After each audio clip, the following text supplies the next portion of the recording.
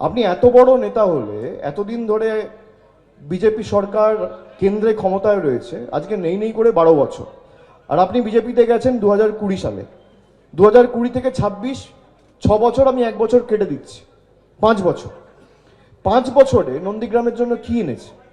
কোনো পরিযায়ী শ্রমিক যদি বাইরে কাজ করতে গিয়ে বিপদের মুখে পড়েছে, তাকে তার সাহায্যটুকু একটা জনপ্রতিনিধি হিসেবে যতটুকু সাহায্য করা উচিত ততটুকু সাহায্যের হাতও বাড়ায়নি।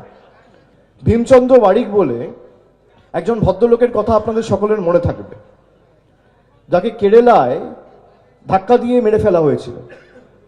তার ডেড বডিটুকু পর্যন্ত আনার সৎসাহস বা সৌজন্যতা এই বিধানসভার বিধায়ক দেখেননি।